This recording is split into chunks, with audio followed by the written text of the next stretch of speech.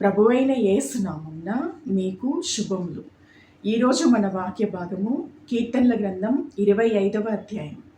ఈ యొక్క అధ్యాయాన్ని దావీదు తన జీవితం మీద దేవుని కాపుదల ఉండడం కొరకు, అదేవిధంగా తాను దేవునికి వ్యతిరేకంగా చేసిన కొన్ని పాపాల కొరకు ప్రాయశ్చిత్తపడుతూ అతడి గ్రంథాన్ని, ఈ యొక్క అధ్యాయాన్ని రచించాడు. మరి మొదటి 2 వచనాలు చదువుకుందాం. యెహోవా, నీ దిక్కునకు చూచి నా ఆత్మని ఎత్తుకొనుచున్నాను. నా దేవా, నీ యందు నమ్మిక ఉంచి ఉన్నాను. నన్ను సిగ్గుపడనీయకుము. నా శత్రువులను నన్ను గూర్చి ఉత్సహింపనీయకుము. నీ కొరకు కనిపెట్టు వారిలో ఎవడునూ సిగ్గునందడు. దావీదు ఏమని చెప్తున్నాడు? తన ఆత్మను తాను ఎంకరేజ్ చేసుకుంటూ తనని గురించి తాను పలుకుతూ ఉన్నాడు. ఒకవేళ దావీదు చుట్టూ తానున్నటువంటి ఇటువంటి వ్యతిరేకమైన పరిస్థితులలో, కష్ట పరిస్థితులలో దావీదు గురించి ఎంకరేజ్ చేస్తూ, తనను ప్రోత్సహిస్తూ, తనను ఆదరిస్తూ మాట్లాడే ఏ ఒక్క మనిషి కూడా లేకపోతుండొచ్చు. అందుకని దావీదు తన్ను తానే మరి ఆదరించుకుంటూ, తన్ను తానే ప్రోత్సహించుకుంటూ ఉన్నాడు. మరి నా ప్రాణమా, దేవుని తట్టు నీవు తిరుగు అని అతను మాట్లాడుతూ ఉన్నాడు. మరి దేవుని వాక్యంలో ఉంది, మరి ఎవరైతే దేవుని తట్టు తిరుగుతారో మరి దేవుడు వారి తట్టు తిరుగుతాడని దేవుని వాక్యంలో రాయబడి ఉంది. మరి దావీదు ఖచ్చితంగా అదే చేస్తూ ఉన్నాడు. తన పక్షంగా ఏ మనుషులు లేని ఇటువంటి తాను వెళ్ళేటటువంటి పరిస్థితిలో మరి తన్ను తాను మరి దేవుని తట్టు తను తాను త్రిప్పుకుంటూ ఉన్నాడు. అదేవిధంగా నీ కొరకు కనిపెట్టు వారిలో ఎవడునూ సిగ్గునందడని అతను రాస్తూ ఉన్నాడు. మరి ఈ మాట రాస్తూ ఉన్నప్పుడు దావీదు జీవితాన్ని మనం గమనించినట్లయితే అతడు తన బాల్యం నుంచి కూడా మరి తనను నిందించేవారు, తనను అవమానపరిచి మరి తనను హేళన చేస్తూ తను సిగ్గుపడే విధంగా మాట్లాడే వాళ్ళే తన చుట్టూ ఉన్నారు. తన కుటుంబ సభ్యులే ఆ విధంగా ఉన్నారు.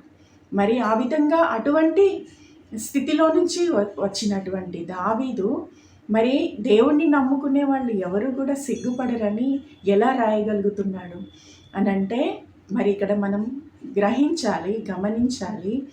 దావీదును సిగ్గుపరిచేది మనుషులు మాత్రమే. దావీదును మరి అవమానపరిచి హేళన చేసి అతన్ని నిందించేవారు మనుషులే, దేవుడు కాదు. మరి దేవునికైతే దావీదు పట్ల మరి ఎంతో గొప్ప ప్రణాళికలు, మరి దేవుని యొక్క తలంపులు దావీదు పట్ల ఎంతో ఉన్నతంగా ఉన్నాయి. అవేవి దావీదుకి తెలియకపోతుండొచ్చు. అయినా సరే అతడు తన హృదయం అంతటితో మరి దేవుణ్ణి నమ్ముతూ ఆయన నన్ను సిగ్గుపడనివ్వడు, ఎందుకంటే నేను ఆయనను నమ్ముకొని ఉన్నానని అతను రాయగలుగుతున్నాడు. హల్లెలూయా. నీ యందు నమ్మిక ఉంచి ఉన్నానని దావీదు చెప్తూ ఉన్నాడు. మరి సామెతల గ్రంథము 3వ అధ్యాయము 5వ వచనంలో ఈ విధంగా ఉంది. నీ స్వబుద్ధిని ఆధారం చేసుకొనక నీ పూర్ణ హృదయంతో యెహోవా యందు నమ్మకముంచుము. నీ ప్రవర్తన అంతటి యందు ఆయన అధికారమునకు ఒప్పుకొనుము. అప్పుడు ఆయన నీ త్రోవలను సరళం చేయును. మరి దావీదు ఖచ్చితంగా ఇదే చేస్తున్నాడు. ఆయన తన బుద్ధిని ఆధారం చేసుకోవట్లేదు. తన తెలివితేటల మీద, తనకున్నటువంటి జ్ఞానాన్ని బట్టి, తనకున్నటువంటి శక్తియుక్తులను బట్టి దావీదు మరి మాట్లాడట్లేదు. కానీ మరి అతను మౌనంగా తన పట్ల తాను మౌనంగా ఉంటూ దేవుణ్ణి నమ్ముకోమని తన ప్రాణంతో అతడు చెప్తూ ఉన్నాడు. 5వ వచనం చదువుకుందాం. నన్ను నీ సత్యమును అనుసరింపచేసి నాకు ఉపదేశం చేయుము. నీవే నా రక్షణకర్తవైన దేవుడవు. దినమెల్లా నీ కొరకు కనిపెట్టుచున్నాను. దావీదు ఏమని చెప్తున్నాడు? మరి దినమెల్లా నీ కొరకు కనిపెడుతూ ఉన్నాను. మరి మరి నీ నీ సత్యమును అనుసరించి నాకు ఉపదేశం చెయ్యి అని దేవుణ్ణి అడుగుతూ ఉన్నాడు. దేవుని సన్నిధిలో అతను ఈ విధంగా ప్రార్థిస్తున్నాడు. దేవా, నీ ఉపదేశం నాకు కావాలి. మరి దినమెల్లా నీ ఉపదేశం కొరకు నేను కనిపెడుతున్నానని అతను చెప్తూ ఉన్నాడు. మరి మనం గమనించినట్లయితే దావీదు దినమెల్లా కనిపెట్టడానికి దావీదు మరి ఏ పని చేయట్లేదా? మరి ఏ పని చేయకుండా అతడు దేవుడి సన్నిధిలో కేవలం ప్రార్థిస్తూ కనిపెడుతూ ఉన్నాడా అని అంటే కాదు. దావీదు ఖచ్చితంగా తన చిన్నతనం నుంచి కూడా పని కలిగిన ఉన్నవాడిగా అతను ఉన్నాడు. అతను ఎంతో కష్టపడి మరి తన బాల్యం నుంచి కూడా మరి పని చేస్తూ వచ్చాడు. అతడు తన తండ్రి వద్ద ఉన్నప్పుడు మరి అతను తన యొక్క తండ్రి ఆస్తిని కాపాడాడు. తన తండ్రి యొక్క మందలను అతడు కాపాడుతూ మందలకు మంచి కాపరిగా అతడు పనిచేశాడు. ఆ తర్వాత అతడు రాజు వద్ద పనిచేశాడు. అతడు ఒక యోధుడుగా అతడు మరి తన యొక్క పరాక్రమం అంతటితో అతడు మరి సైన్యంలో అతడు పనిచేశాడు. అదేవిధంగా మరి అనేక మంది జీవితంలో ఓడిపోయిన మనుషులకు అతడు నాయకుడిగా ఉండి వారిని కనిపెడుతూ వారిని మరి వారి యొక్క మార్గాలను వారికి ఉపదేశిస్తూ అతడు ఒక నాయకుడిగా మరి అడవిలో అతడు సంచరించి ఉన్నప్పుడు అతడు ఆ విధంగా పనిచేశాడు. ఆ తర్వాత మరి ఇశ్రాయేలుకు ఒక గొప్ప రాజుగా అతడు తను జీవితమంతా పనిచేశాడు. మరి అలాంటప్పుడు దావీదు ఈ విధంగా ఎలా రాస్తున్నాడు, దేవా మరి దినమెల్లా నీ ఉపదేశం కొరకు నేను కనిపెడుతున్నానని అతను చెప్తున్నాడు. అతను చేసినటువంటి ఈ యొక్క తను నిర్వర్తించినటువంటి బాధ్యతలన్నిటిలో కూడా దావీదు మరి దేవుని యొక్క నడిపింపును, దేవుని యొక్క సహాయాన్ని ఎప్పుడూ కోరుకుంటూ ప్రతి దినం కూడా దేవుని యొక్క నడిపింపు కొరకై అతడు కనిపెడుతూ ప్రార్థించేవాడిగా ఉన్నాడు. కాబట్టే అతడి మాటను రాయగలిగాడు. మరి ఈ దినంన దేవుని నమ్మిన ప్రజలమైన మనం కూడా మన పనులన్నిటిలో కూడా దేవుని మీద ఆధారపడుతూ ఆయనను మరి ఆయన ఉపదేశంను మనం చేసే ప్రతి పనిలో కూడా దేవుని యొక్క సహాయము, ఆయన ఉపదేశం ఉండాలని మనం కోరుకోవాలి. అదేవిధంగా దేవుని నమ్మిన ప్రజలు ఎవరు, ప్రభువును క్రీస్తును వెంబడించేవారు ఎవరు కూడా మరి సోమరులుగా ఉండడం కానీ, వారు ఇతరుల వైపు వారి యొక్క జీవితం కొరకు, వారి జీవితం గడవడం కొరకు ఇతరుల సంపాదనల వైపు చూడడం కానీ ఎవరు కూడా బైబిల్ గ్రంథంలో ఆ విధంగా చేయలేదు. వారు తమ చేతికి వచ్చిన పని చేస్తూ వారు తమ విశ్వాస జీవితాన్ని ప్రతి ఒక్క అననుకూలమైన పరిస్థితుల్లో వారు కొనసాగించారు. ఎవరు కూడా మరి దేవుని నమ్మిన ప్రజలు ఎవరు కూడా వారు పని చేయని వారిగా, వారు సోమరులుగా, వారు ఇతరుల మీద ఆధారపడి జీవించేవారిగా బైబిల్ గ్రంథంలో ఏ ఒక్క విశ్వాసి, ఏ ఒక్క భక్తుడు, ఏ ఒక్క ప్రవక్త కూడా లేడు. హల్లెలూయా. 8వ వచనం చదువుకుందాం. యెహోవా ఉత్తముడు, యథార్థవంతుడునై ఉన్నాడు కావున తన మార్గమును గూర్చి ఆయన పాపులకు ఉపదేశించును. న్యాయ విధులను బట్టి ఆయన దీనులను నడిపించును. తన మార్గమును దీనులకు నేర్పును. ఇక్కడ ఈ మాట చదివినప్పుడు మరి కొంత మనకి మరి ఆశ్చర్యంగా అనిపిస్తుండొచ్చు. ఇక్కడ ఏమని చెప్తున్నాడు, దేవుడు యథార్థవంతుడు కాబట్టి ఆయన తన మార్గాన్ని గురించి పాపులకు ఉపదేశిస్తానని మరి పరిశుద్ధాత్మ దేవుడు దావీదు ద్వారా ఈ యొక్క మాటలను రాయిస్తూ ఉన్నాడు. అంటే మరి దేవుడు ఆయన ఎంతో మరి ఉన్నతుడుగా, ఆయన యథార్థవంతుడుగా ఉన్నాడు. అయితే ఆయన నీతిమంతులకు, నీతిగా జీవించే ప్రజలకు తన మార్గాన్ని ఉపదేశించట్లేదు. ఎందుకని అంటే నీతిమంతులు ఆల్రెడీ వాళ్ళు దేవుని యొక్క మార్గంలోనే దేవుని పక్షంగా వాళ్ళు ఉన్నారు. వారు వారి జీవితాన్ని మరి నీతిగా మరి జీవిస్తూ ఉన్నారు. కాబట్టి వారికి దేవుడు ఉపదేశించట్లేదు తన యొక్క మార్గాన్ని గురించి. కానీ ఎవరైతే మార్గం తప్పి తిరుగుతూ ఉన్నారో, మరి ఆయన నుంచి వేరైపోయి జీవిస్తూ ఉన్నారో అటువంటి ప్రజలకు, మరి పాపులకు ఆయన తన మార్గాన్ని గురించి ఉపదేశిస్తూ ఉన్నాడు అని ఇక్కడ చెప్తూ ఉన్నాడు. అదేవిధంగా న్యాయ విధులను బట్టి ఆయన దీనులను నడిపించును, తన మార్గమును దీనులకు నేర్పును. మరి ఎందుకు దీనులు, ఎందుకు పాపులను ఆయన ఎన్నుకుంటూ ఉన్నాడు అంటే, మరి నేను మనుషులందరికంటే నేను మరి బెస్ట్ అని తన గురించి తాను అనుకునే వారిని దేవుడు లక్ష్య పెట్టాడు. కానీ ఎవరైతే తన మాట విని, ఎవరు దీనుడై వణుకుతూ తన మాట విని వణుకుతూ ఉంటాడో వానిని నేను దృష్టిస్తానని దేవుని గ్రంథంలో రాయబడి ఉంది. కాబట్టే మరి తన గురించి తాను హెచ్చించుకునే వాడికి మరి దేవుడు తన మార్గాలను ఉపదేశించలేడు. కానీ ఎవరైతే దేవుని మాట విని తను తాను మరి ఆయనకు సబ్మిట్ చేసుకుంటూ ఆయన మాట విని మరి వణుకుతూ ఆయన సన్నిధిలోనికి వచ్చేవారిని ఆయన దృష్టిస్తాడు. మరి మనం చూసుకున్నట్లయితే మరి ప్రపంచమంతటా ప్రతి స్థలంలో కూడా మరి ఎక్కువగా దేవుణ్ణి నమ్మి యేసుక్రీస్తును నమ్ముకొని ఆయనను విశ్వసించి మరి ఇరుకైన ఆ మార్గంలో ప్రయాణించేవారు అత్యధిక శాతము మరి దీనులు బీదలైన ప్రజలే ఉంటారు. మరి ఆ విధంగా మరి తన యొక్క మార్గాన్ని ఆయన దీనులకు ఉపదేశిస్తాననే మాట ఈ విధంగా మరి నెరవేర్చబడుతూ ఉంది. హల్లెలూయా. 12వ వచనం, యెహోవా యందు భయభక్తులు గలవాడెవడో వాడు కోరుకొనవలసిన మార్గమును ఆయన వానికి బోధించును. అతని ప్రాణము నెమ్మదిగా ఉండును, అతని సంతానము భూమిని స్వతంత్రించుకును. ఇక్కడ ఏమని చెప్తూ ఉన్నాడు, మరి మనము ఎవరమైతే దేవుణ్ణి నమ్మి ఉన్నామో వారు కోరుకొనవలసిన మార్గంను దేవుడే తెలియజేస్తాడని ఇక్కడ రాయబడి ఉంది. మరి ఆయన బోధిస్తాడు మనం కోరుకోవలసిన మార్గం గురించి అని ఇక్కడ రాయబడి ఉంది. మరి అందరికీ కూడా మరి భవిష్యత్తు ఏ విధంగా ఉండబోతుంది, మనం ఏ విధంగా మరి నడుచుకోవాలి, ఏ విధంగా ఏ విషయాలను గురించి ఆలోచించాలి, దృష్టి పెట్టాలి, మరి ఏమి పొందుకోవాలి, ఏం కావాలి మనము అనేది భవిష్యత్తుని గురించి మనలో ప్రతి ఒక్కరికి కూడా మరి కొన్ని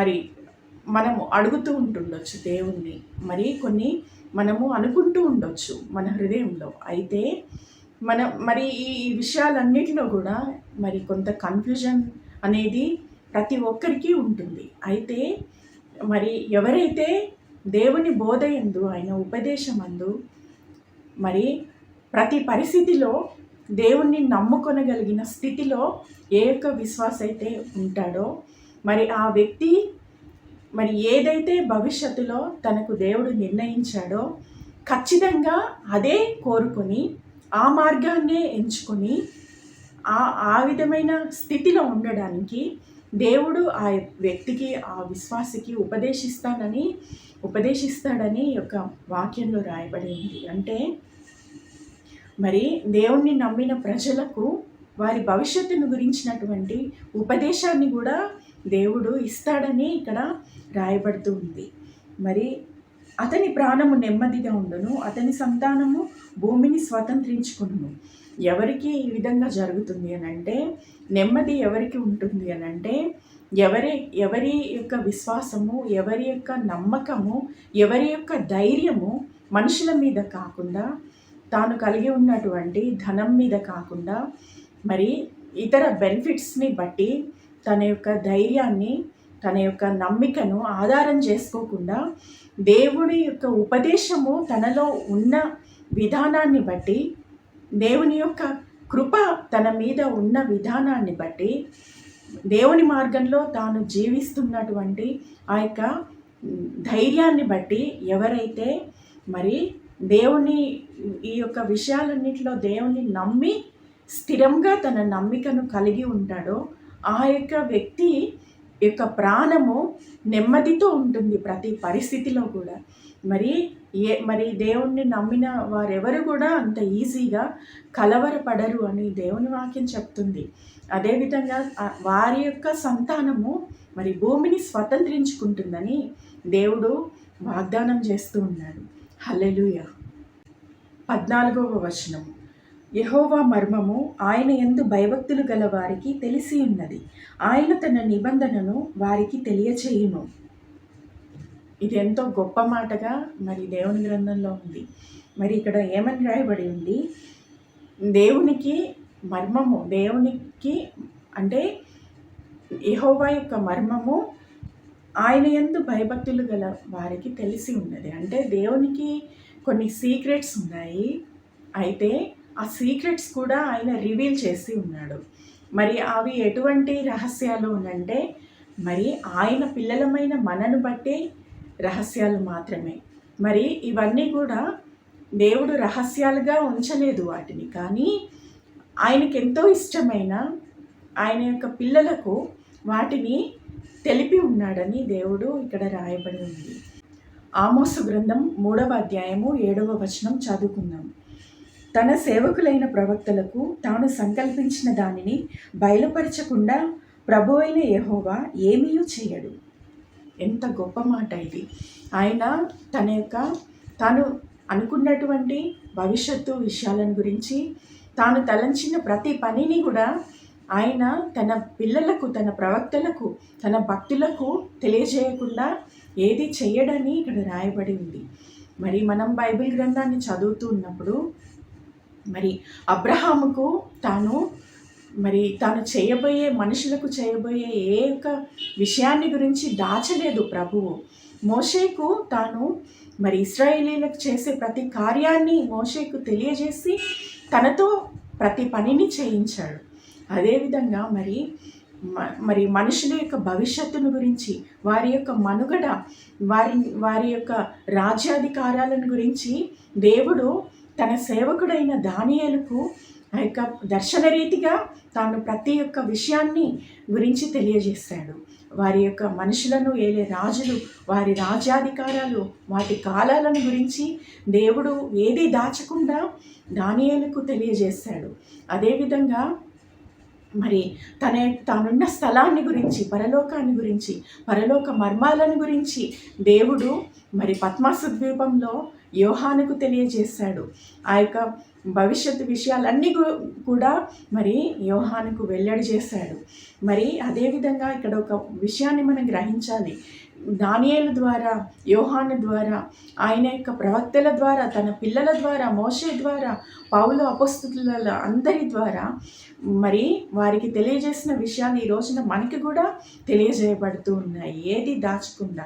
అంటే ఏంటి? దేవుడు మనల్ని ఎంతగానో నమ్ముతూ ఉన్నాడని, ఆయన మనల్ని నమ్మి, ఆయన మనల్ని స్నేహితులుగా, తన పిల్లలుగా ఎంచుతూ ఉన్నాడు. కాబట్టే దేవుడు ఏది దాచకుండా ఆయన మర్మాలన్నీ కూడా మనకు తెలియజేస్తూ ఉన్నాడు. దేవుని ప్రేమ మన పట్ల ఇంతలా ఉన్నది. హల్లెలూయా. 19వ వచనం చదువుకుందాం.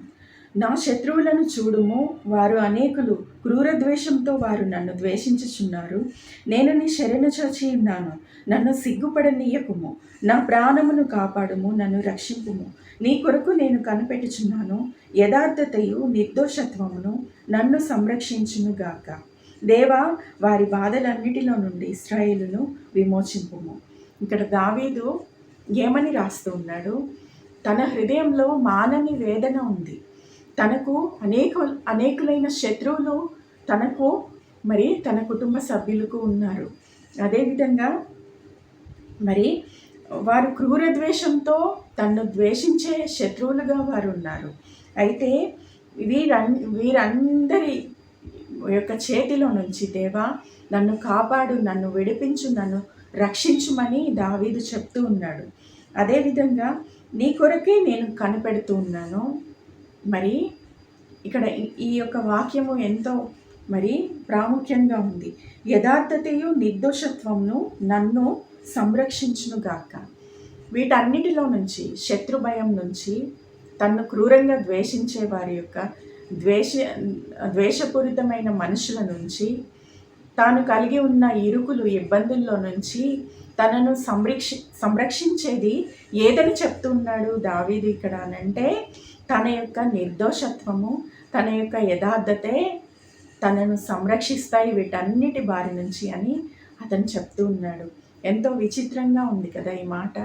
మరి దేవుడు నన్ను సంరక్షిస్తాడు వీరందరి మధ్యలో నుంచి అని అతను చెప్పట్లేదు. కానీ తను ఏదైతే కలిగి ఉన్నాడో ఆ యొక్క యథార్థమైన నడిపింపు, తన యొక్క యథార్థమైన ప్రవర్తన, తన నిర్దోషమైన హృదయము తనను శత్రువుల నుంచి కాపాడుతుందని అతను చెప్తూ ఉన్నాడు. ఈ రోజున మనకు శత్రు భయం ఉందా? మనము ఇరుకులు, ఇబ్బందుల్లో ఉన్నామా? ఒకవేళ మనము దావీదు వెళ్ళే పరిస్థితుల గుండా మరి వెళ్తున్నామా? అయితే మనకు ఒక నిరీక్షణ ఉంది. మనం వీటన్నిటిలోంచి ఖచ్చితంగా విడిపించబడతాము, సంరక్షించబడతాము, కాపాడబడతాము. ఎప్పుడు అని అంటే మనలో గనక దేవుడు కోరుకున్నటువంటి నిర్దోషత్వం గనక ఉన్నట్లయితే, దేవుడు మన నుంచి ఆశిస్తున్నటువంటి యథార్థత గనక మనలో ఉన్నట్లయితే, మరి ఇవేవి కూడా మన మీద ఎటువంటి ప్రభావం కూడా చూపించవని ఈ యొక్క వాక్యం యొక్క అర్థంగా ఉంది. మరి దేవుడు ఈ యొక్క వాక్యం అంతటిని మరి దావీదు తన అంతరంగంలోంచి రాశాడు. దావీదు వలనే ఈ రోజున దేవుని నమ్ముకున్న మనమందరము కూడా ఉన్నాము. ఆయన కలిగి ఉన్నటువంటి పరిస్థితులే దాదాపుగా ఈ రోజున కూడా మరి అటువంటి శత్రుభయం ఉంది.